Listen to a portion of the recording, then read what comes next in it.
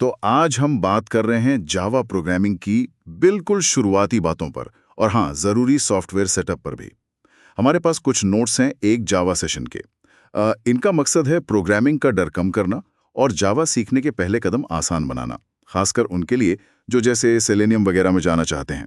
हाँ, और इसमें जो सबसे दिलचस्प बात मुझे लगी वो ये कि नोट्स में जावा सीखने की तुलना एक नई भाषा सीखने से की गई है। अच्छा, भाषा सीखने से? जी, जैसे शब्दावली होती है, व्याकरण होता है, वैसे ही जावा में भी है। ये नजरिया ना वो प्रोग्रामिंग के हौवे को काफी कम कर देता है। हाँ, ये बात तो है। मतलब ये भी एक स्किल है जिसे सीखा जा सकता है। बिल्कुल, रटना नहीं है, सीखना है। सही। तो जैसे हर भाषा के नियम होते हैं, जावा के भी हैं। पहला नियम क्या था नोट्स में? कि हर कोड एक क्लास के अंदर होगा। हाँ, बिल्कुल, हर जावा प्रोग्राम एक क्लास के अंदर लिखा जाता है और शुरू होता है एक खास फंक्शन से। हाँ, वो लंबा सा नाम, public static void main string args. इसका क्या मतलब है, थोड़ा आसान भाषा में? देखिए, अभी के लिए बस इतना समझ लें कि पब्लिक मतलब इसे कोई भी इस्तेमाल कर सकता है।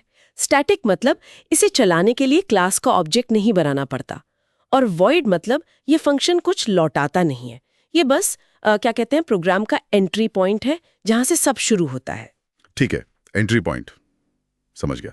और फिर वो पारंपरिक शुरुआत, हेलो वर्ल्ड। हाँ, वो तो है ही, हर नई भाषा का पहला कदम। नोट्स में बताया है system.out.println कमांड से कंसोल पर प्रिंट करना। और हाँ, एक बहुत जरूरी चीज, सेमीकोलन, हर कमांड के बाद। फूफ, वो सेमीकोलन मुझे याद है शुरू में घंटों लग जाते थे ये ढूंढने में कि कहाँ लगाना भूल गई। हाँ हाँ, सबके साथ होता है शायद। हाँ, ये छोटी छोटी चीजें बहुत फंसाती हैं। वैसे नोट्स में नोटपैड और कमांड लाइन जावा का जिक्र है। हाँ, वो क्यों?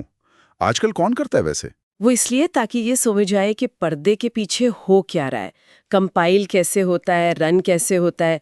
लेकिन हाँ, असल दुनिया में ये काम आईडीज बहुत आसान कर देते हैं। आईडीज, इंटीग्रेटेड डेवलपमेंट एनवायरनमेंट, मतलब ये सिर्फ टेक्स्ट एडिटर नहीं है? नहीं नहीं, उससे कहीं ज्यादा। ये कोड लिखने में मदद करते हैं, गलतियां ढूंढने में, कोड को मैनेज करने में, और हाँ, कंपाइल और रन करने में भी, सब एक ही जगह। कोई सीखने वालों के लिए बहुत अच्छा है ना? तकनीकी डिटेल्स में नहीं उलझना पड़ता। बिल्कुल, आप सीधे कॉन्सेप्ट्स पर ध्यान दे सकते हैं। नोट्स में दो आईडीज के नाम थे, एक्लिप्स और इंटेलिजे आइडिया। और ये भी कि जावा 17 या उससे ऊपर का वर्जन इस्तेमाल करें। क्यों जावा 17 ही क्यों? जावा 17 एक LTS वर्जन है, मतलब लॉन्ग टर्म सपोर्ट। ये ज़्यादा स्थिर है और इसे लंबे समय तक अपडेट्स मिलते रहेंगे। और इसमें कुछ ऐसे फीचर्स भी हैं जो आगे चलकर, जैसे आपने कहा, सेलेनियम वगैरह के साथ काम आते हैं। अच्छा, और इन्हें इंस्टॉल करते समय कुछ खास बातें, जैसे एक्लिप्स में Eclipse IDE for Java developers चुनना। हाँ, वो ज़रूरी है। और इंटेलिजे आइडिया का कम्युनिटी एडिशन जो मुफ्त है। और एक और चीज थी, create module info dot Java file को अनचेक करना। ये क्यों? वो module info dot Java file Java के मॉड्यूल सिस्टम का हिस्सा है। बड़े प्रोजेक्ट्स के लिए काम का है, पर शुरू में सीखने वालों के लिए ये थोड़ी एक्स्ट्रा जटिलता है। ठीक है, तो उसे हटा देना ही बेहतर है। हाँ, शुरू में तो बिल्कुल। चलिए, अब आगे बढ़ते हैं वेरिएबल्स पर।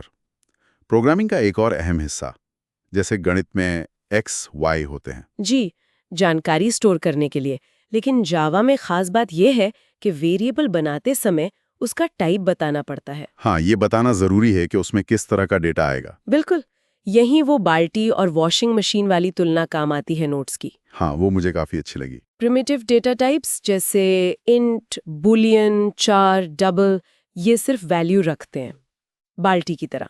ठीक। और नॉन प्रिमिटिव जैसे स्ट्रिंग, वो वैल्यू भी रखते हैं और उस वैल्यू पर कुछ काम करने के तरीके, मतलब मेथड्स भी देते हैं।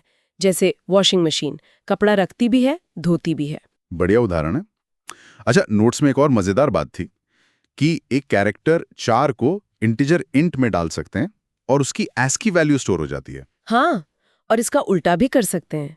ये दिखाता है कि कंप्यूटर के लिए अक्षर भी असल में नंबर ही है। दिलचस्प।